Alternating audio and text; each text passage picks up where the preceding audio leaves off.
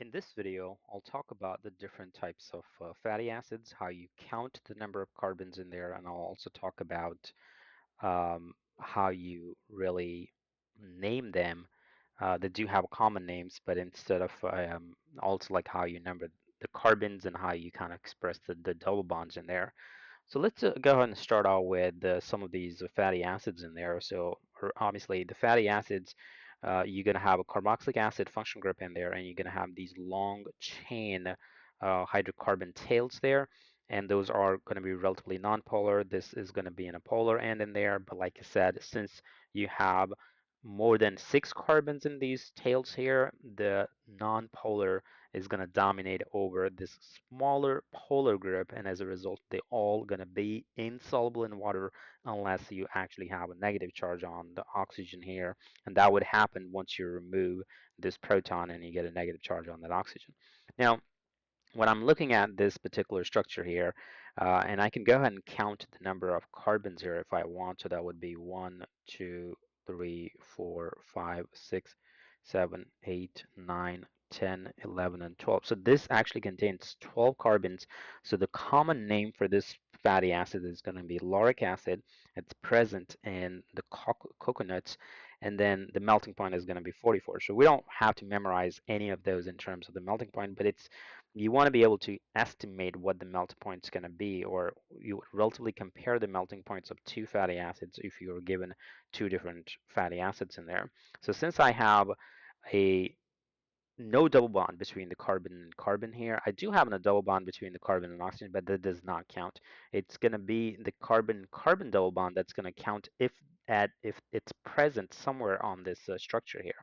Now, this one does not have that, so we call this to be a saturated fatty acid. So the first group right there is going to be all saturated fatty acids. And since I have 12 carbons in there, I will say 12, and then 0 stands for that there is no carbon-carbon double bond in there. And if you have, like, let's say one carbon-carbon double bond, I would put 1 there. If you have 2, then you will put 2, and so on. So that's how you're really going to be putting them together. And then this is going to be in a condensed way of writing it. So instead of writing all the CH2s, you can just write down CH2 and then write down 10 outside the parentheses of that. And the all total carbon will still be equal to 12 at the end of the day. So these are some other examples I got. Like I can look at this myristic acid here. We got 14 carbons in there. This is again going to be saturated. And since we have more carbons in this particular case, in the previous example, I got 12, and here I got 14. So I can relatively say the boiling point, I mean, the melting point is going to be a little bit higher for that particular one, just because you have more and a bigger molecule. So a bigger molecule, more hydrophobic interactions there, and it's going to take in a higher temperature to melt it down. Now, no double bond in there, so that's why we're going to call this 14 dash, 14 colon 0 there. And then you have palmitic acid here. It's got 16 carbons in there, so that's going to be 16, 0. You can kind of see how the melting point even went up for that. You got 18 carbon, that's going to be stearic acid. That's a common name for this. It's present in the animal fat. It's going to have a 69 melting point, so you can kind of see the trend here, how the melting point is actually going up in this particular case as you're increasing the number of carbons in this tail right here. Now, you can also have these monosaturated fatty acids, which means monounsaturated fatty acids, rather. Unsaturated means you're going to have one carbon-carbon double bond. Like if it's mono, that means you're only going to have one carbon-carbon double bond somewhere in there. And this particular one, which is palmitoleic acid, is going to be present in the butter.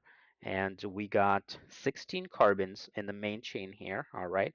And we're going to have one of them is going to be the double bond. So the double bond, the carbon-carbon double bond is right there.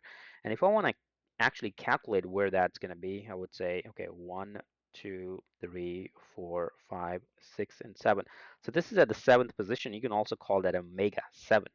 That's how the omega-3 and omega-6 comes in as well. So, omega-3 is very important and omega-6 is very important in terms of the dietary supplements and how they are really named. They are unsaturated fatty acids, and it's really where the position going to be for the double bond. If it's at the third carbon, we call it omega-3. If it's at the sixth carbon, we call it omega-6. Now, this particular one would have been an omega-7 here. And then also worry about how the orientation is around the double bond. So I can easily say that I'm gonna have an hydrogen here and hydrogen here. So those big grips are on the same side right there, and then these hydrogens are on the same side. So this is actually an cis form of this fatty acid here. Okay, so the melting point for this one is actually 0. So that's something to kind of keep an eye on, and we'll talk about that in a minute. Like we go back real quick and maybe look at the saturated one that has 16 carbons. The melting point was actually relatively higher. It was like 63. So this is very likely in a oil, you can say, or a liquid at a room temperature. That's because it's got a melting point of 0.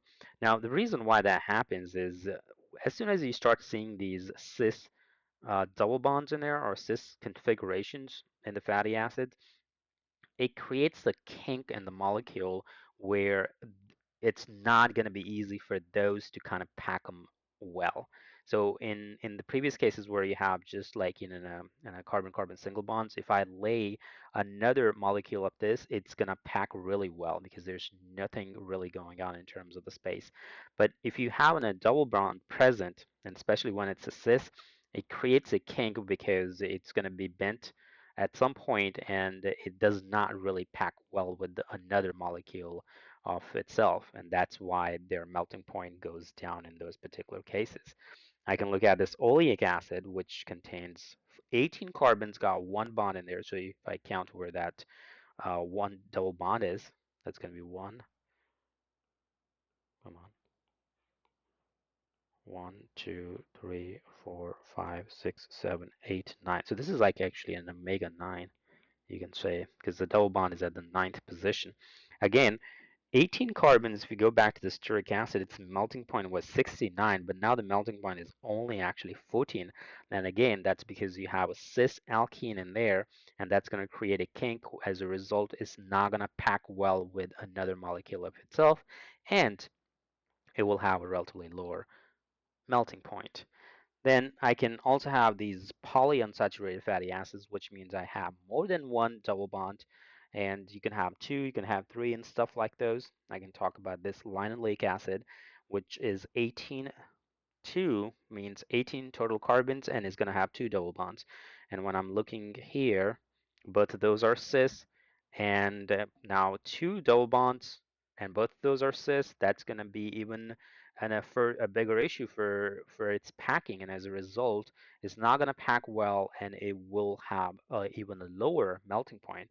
This contains actually 18 carbons. If you go back to the oleic acid here, which also contained 18 carbons, but it has only one double bond, carbon-carbon double bond, it had a melting point of 14. When it did not have any double bond, it had a melting point of 69. But now this actually has two double bonds. Both of those are cis. That would create an issues with the packing, and as a result, they are going to be well separated from another molecule of linoleic acid, and they will have even lower melting point. So that's got -5 in there.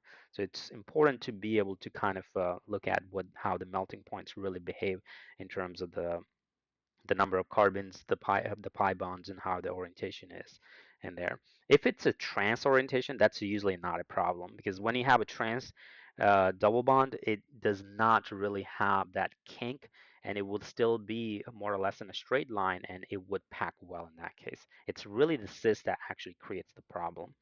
So you got this next one. Let's see. Let's look at this last one here, actually, a arachidonic acid here, which is 20. So we got 20 carbons. 20 carbons means I should have a very high melting point. I mean, if you go back and compare and look at this stearic acid, which has 18 carbons in there, melting point was 69. But the problem with this arachidonic acid here is it's got four double bonded carbons, or four double bonds right there. One, two, three, four. All of those are cis. And as a result, they all gonna be creating a lot of space in between, a lot of four kinks, you can kind of say. So it's not going to pack well, and as a result, it's going to have a very low melting point, and it turns out it's going to be negative 50. So the take-home message here is basically make sure you can count the number of carbons in a given fatty acids. Make sure you can you can look at where the double bonds is. We can make sure you can look at whether the double bond is going to be cis or trans. And if you're given two fatty acids, be able to compare their relative melting points. So you don't have to know the numbers, but just know like which one is going to be higher and which one is going to be lower.